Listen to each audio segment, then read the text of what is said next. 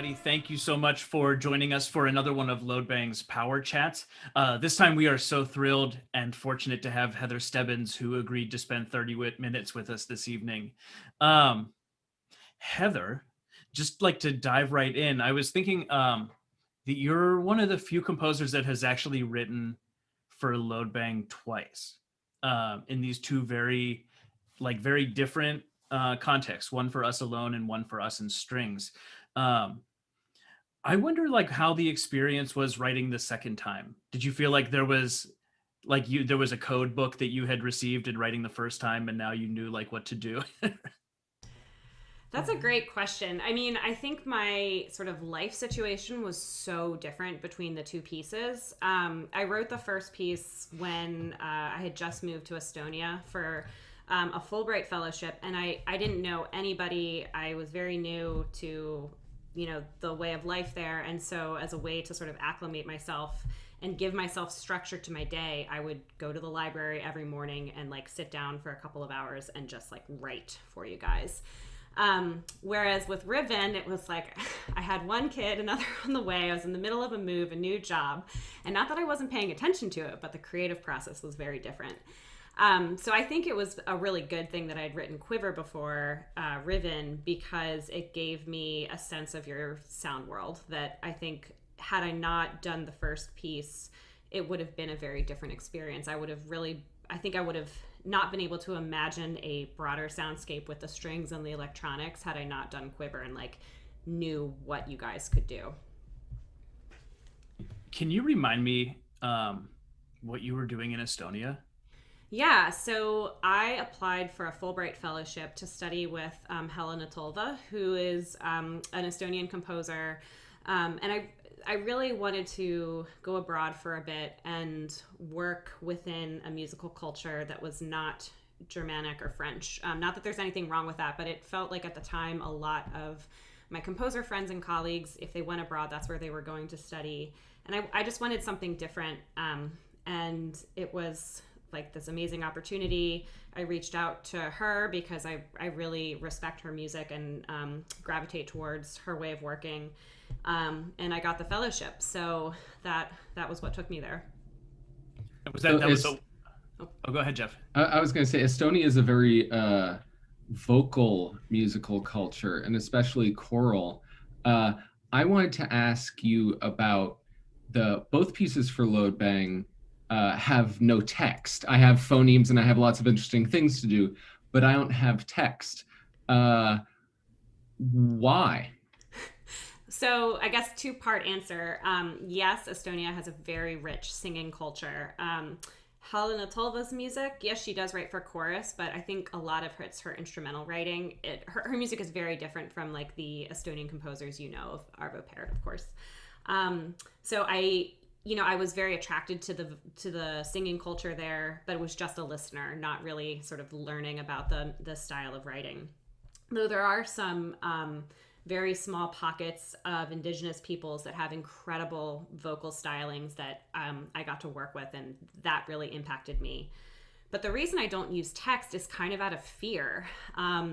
There's a lot of text that I really love, but to set it, I think I would be so overcome with I don't know if I'm doing this justice, that I decided actually before I wrote the piece for you guys, that if I ever do work with a vocalist, I'm not going to set text. And I've pretty much stuck with that, except for one of the first pieces I wrote was a choral piece that nobody will ever hear.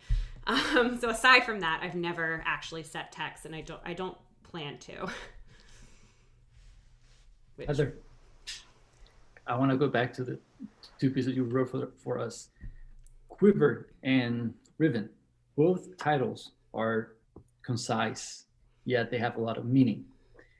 I wanted to know more about your process when it comes to selecting a title. Does the title comes first and informs what you're going to write, or is it something that comes after you've written the piece? So yes, both of those. It really depends on the piece, and to be honest, I feel like I choose my titles not just for the word meaning, but also for the sound of the words. And then I think that's why a lot of my pieces have one word titles. Quiver definitely came before the piece. I I had the word, I had like a semblance of what I wanted to do and sort of what I wanted to base the piece on. Not really anything extra musical, but because I don't really, like, I really try to focus on the sound itself rather than trying to infuse meaning in other ways. But Quiver, like, it sort of, these titles sort of pop in my head, and I have a notebook with words that I like, and that one was always going to be the piece title. Riven was a trickier one because a title hadn't come to me, but I needed to start the piece and I did have musical ideas. And that one was tricky because I thought of the title, it worked, and then I remember talking to my partner and saying, do you think people are going to relate that to the video game? It was like a sequel to this game, computer game Myst. He said, no, nobody's going to know. And then when I send the piece to Jeff, the first thing he writes back is like, oh, thanks for writing a piece named after I can't remember if it was your first or your second favorite video game, Jeff, but that one made me think, shoot, somebody's going to think this is based on the game, but it is not at all. So I was mainly just harassing you. I don't think I ever even played it. I did play Myst a lot. Yes, I did too. I also didn't actually play Riven. I just knew of it. But yeah, I really liked Myst as well. So something that you said about being in Estonia and working on your piece for us was that you went to the library each day and worked for a few hours on it. Yeah. We all have pretty radically different compositional processes, but did you find that you wrote a lot of material and then edited down, or were you spending a lot of time just contemplating what to put down next? I'm really curious, how does your like work process look like with that amount of time and space? So that was a period of a lot of change for me because I was coming from really intense years of study at my doctoral institution. I had just taken my exam, so I knew I was never going to have like coursework again. And when I was in that period, I spent so much time trying to impart meaning onto what I was doing by way of like grand formal structures or algorithms, or using open music, which is this sort of esoteric software that is like a big musical calculator. And when I got to Estonia, one of the first things Helena said to me was like, why don't you just like write left to right and just start like on the staff instead of, sketching and like over analyzing everything. And I was like, what? You can do that? Which I have done in the past, but usually with pieces that I'm not, or I hadn't been taking to lessons or felt like I needed to justify. For instance, the piece for trombone and frame drum that you play so well, Will, and that was really the start of my relationship, I feel like, with you guys. That piece I wrote in like one evening at my computer. I edited it later, but it was like, it just sort of, I had to get it out. And I love that piece. And I started to realize like, yeah, maybe I should just forego all of this, pre-compositional work and just start from the left and end up with the double bar. And that's really what I did with Quiver. And it took a while because I was like also working through this anxiety of like, what's going to justify the creation of this work if I don't have this beautiful map that I've drawn out? But yeah, it was truly just like every day I usually write by hand. And for this, I was like notating out everything, rhythms, all the pitches, all the sort of gestures and textural stuff. And so there was also a lot of erasing, probably more erasing than actual writing. But yeah, it was really like pencil to paper labor. And only because I had that time was that possible. Yeah, that's crazy that From These Old Skins, which is the trombone and frame drum piece, which is an amazing piece. You wrote that in one evening. I can see kind of a through line, especially in the trombone writing, from that piece to the present piece, which I think spans something like, it's got to be over a decade at this point. I think From These Old Skins seemed like... That's 2013, so almost, yeah. Yeah. It's been really fun to see kind of the evolution of the writing just in the trombone part from that on. But yeah, I really enjoyed that piece, and it was really super cool to see such a distinctive voice like come straight out of it into that piece. And I think we all really enjoyed listening to that and building a relationship off of that. Thank you. Yeah, that was a fun one. And it was really because of a collaboration with another trombone player that happened. And I think for me, these sort of close collaborations where I really learn how players play, that's when I write my best work. Heather, with the electronics in Riven, What's your process of doing that? So do you have like, are the electronics written before you start putting notes to paper, or is it vice versa, or is it sort of integrated more? For that piece, actually, a lot of the electronics were done first, because my process has had to shift because of life and just having so much less time to compose. I really like having something tangible to push back against, or something I can hear, because I'm not a pianist, so I'm not plunking these things out on the piano.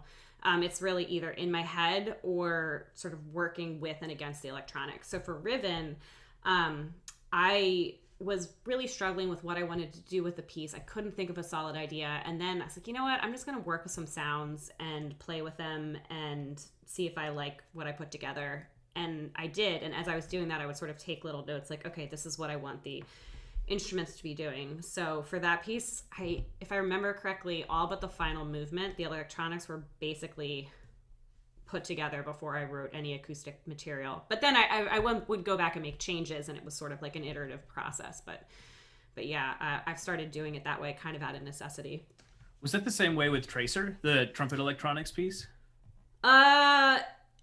No, because we had a meeting beforehand where we were just like trying stuff. And so I had some acoustic ideas, and then I had the electronics ideas. Though now that I'm thinking back, yeah, maybe a little bit, some of the electronics.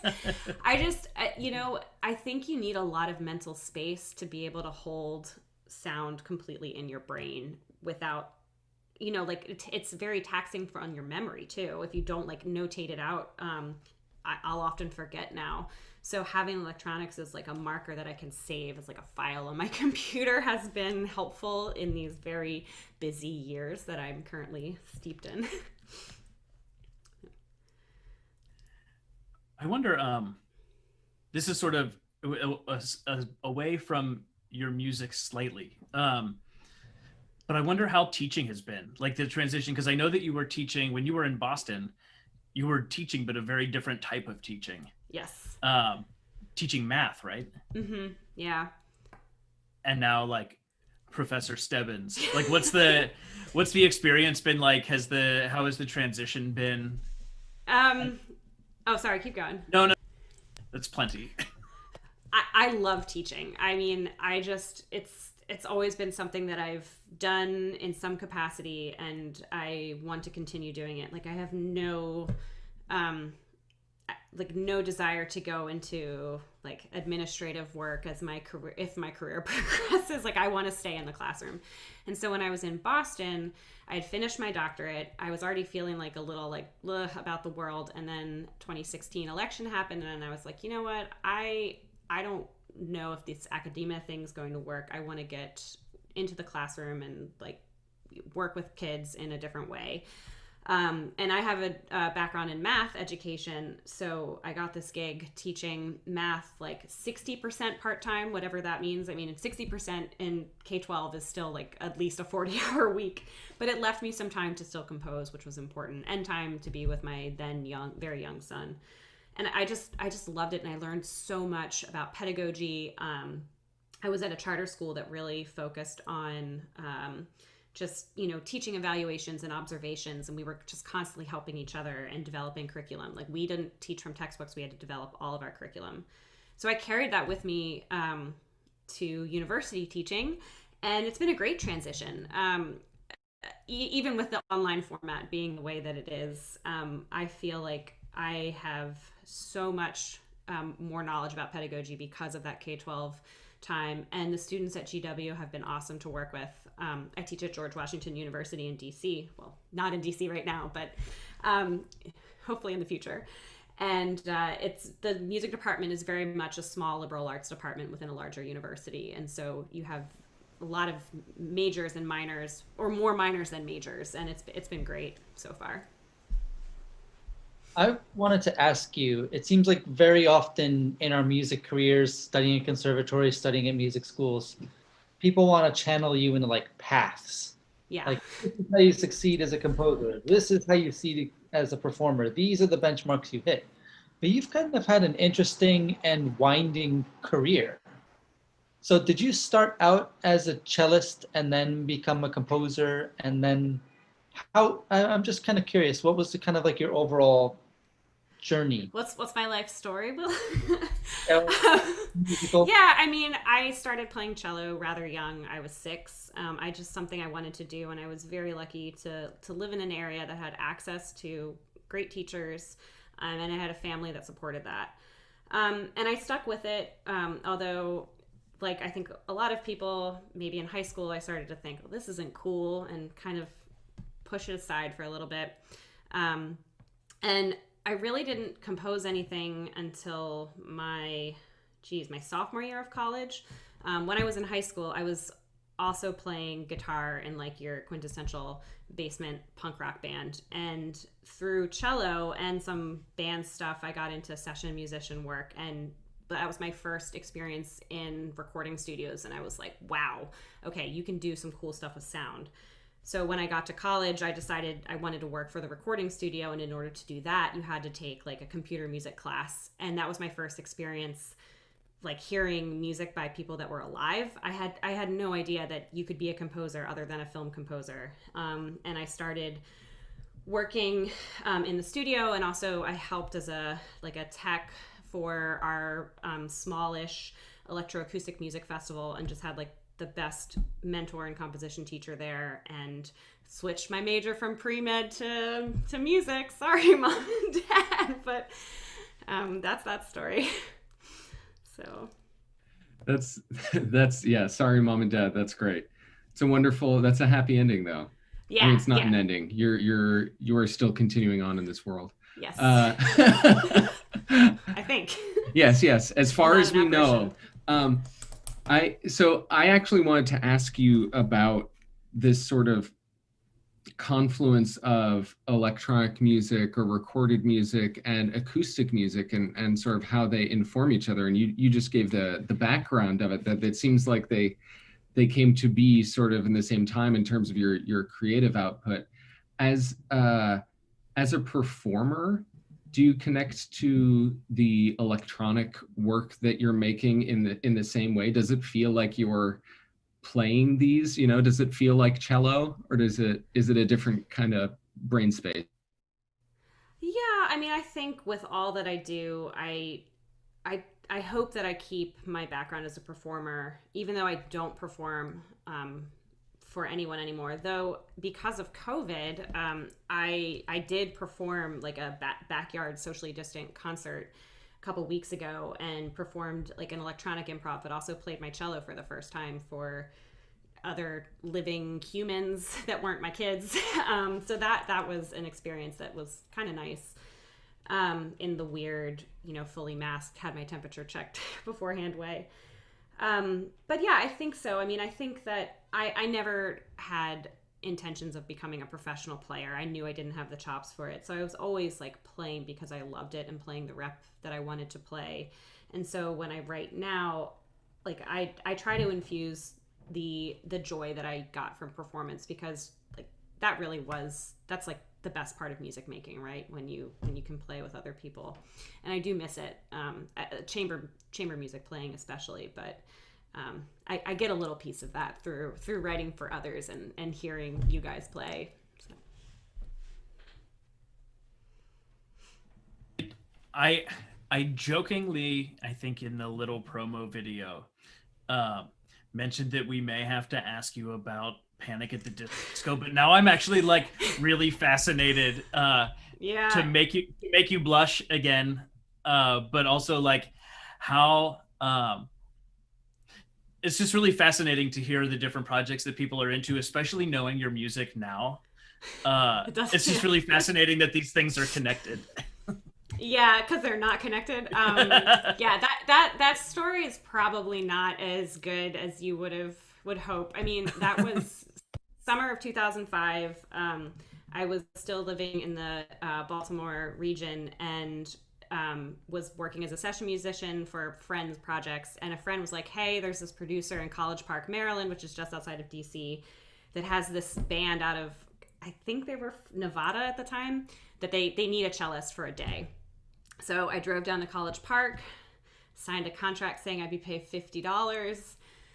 worked for 8 hours, did like a bunch of recording. The band was this was the end of their session, so they were there, but they were so checked out because they were tired. I got a peanut butter sandwich made for me and worked mostly with the producer, working on, I think I was on 5 tracks on the album, and a lot of it was written out, but we were also working on harmonies and stuff. And then it was over. They played a couple local shows that they would give me like backstage passes to, but I thought it was done. And then people started saying like, I'm hearing this song on the radio, and it was like, oh, okay. About 7 years ago, a lawyer did find me, and I thought it was a scam, but they were like, hey, you're owed royalties for being a session musician. But I really thought like $50 and a cool story was all I was going to get from this. It's still not, you know, like I can't cover my mortgage with it, but it's, you know, a nice little surprise every April, and a funny story that my friends can joke about. I think you're totally wrong that it's not as exciting as it's like I feel like so many of us too have that like, yeah, we did this thing and said yes for $50. Yeah. I mean, I didn't know any better. I just was doing it because it was fun. Like, and right. they were nobody. Like, I mean, they had just been signed by Fall Out Boy's label, but I wasn't really I didn't even really know. I was like past my pop punk phase at that point, getting into the really serious stuff.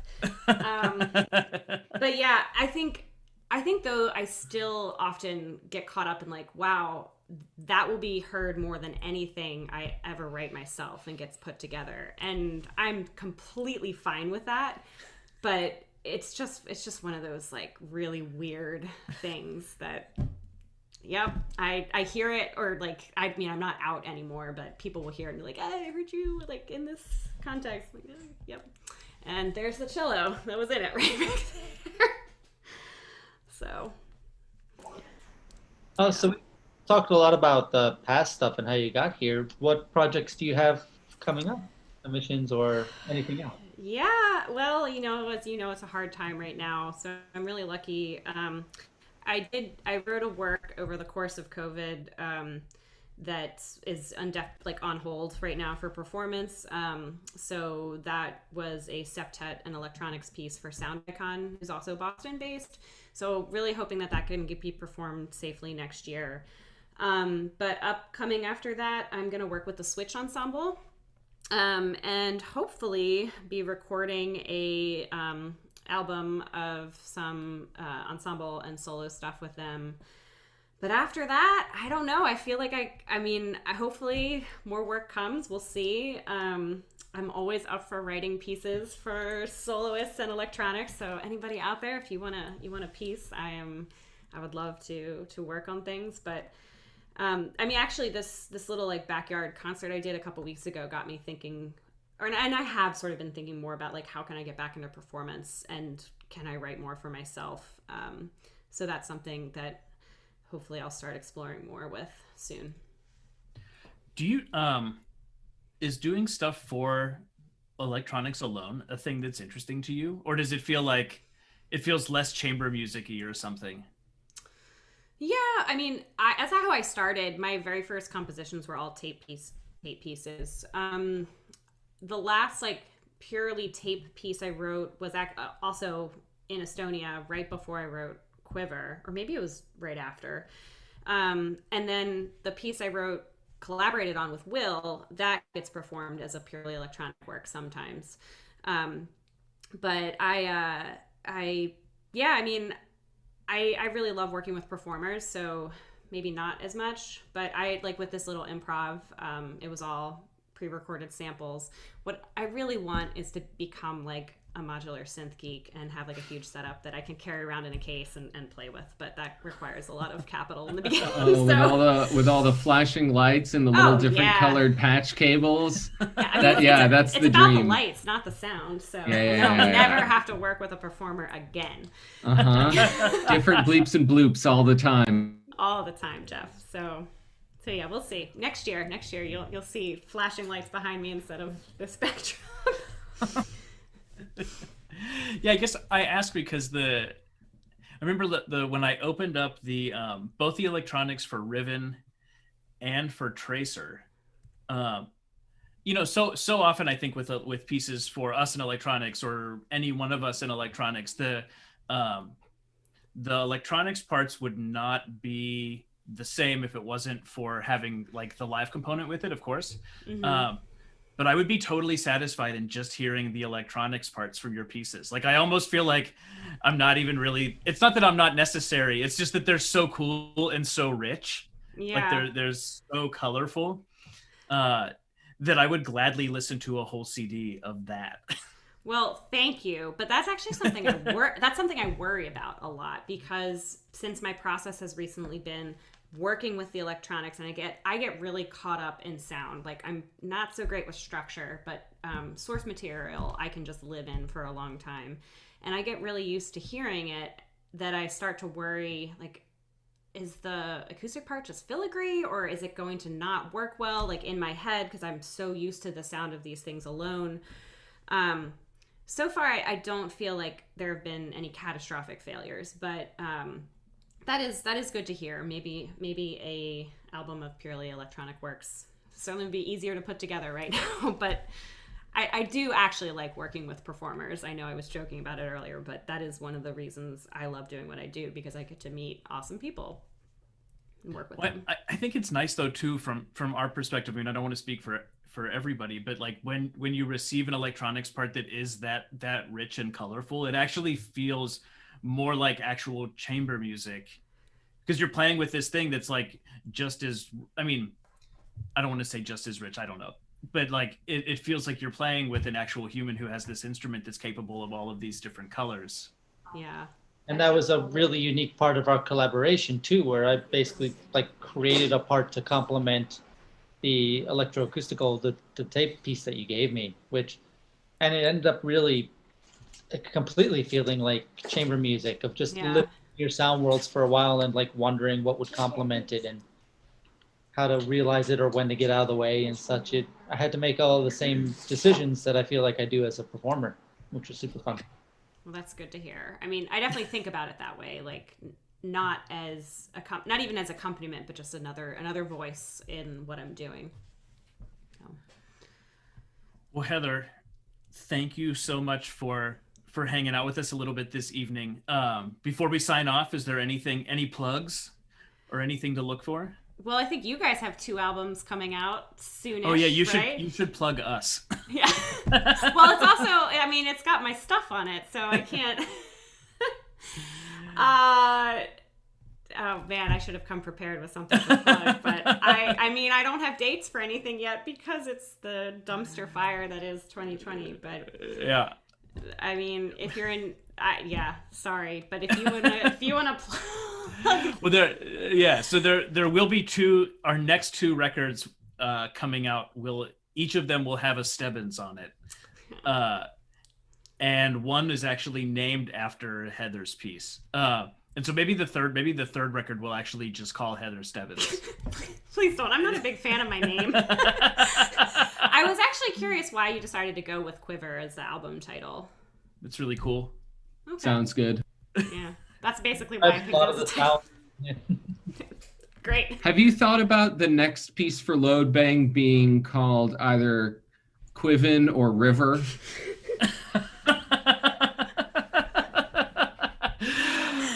Quaker. Thank you. Thanks. Way to end it. Thanks everybody for hanging out with us for another Power Chat. The next one, the last one of 2020. Somebody is robbing Will as we sign off here.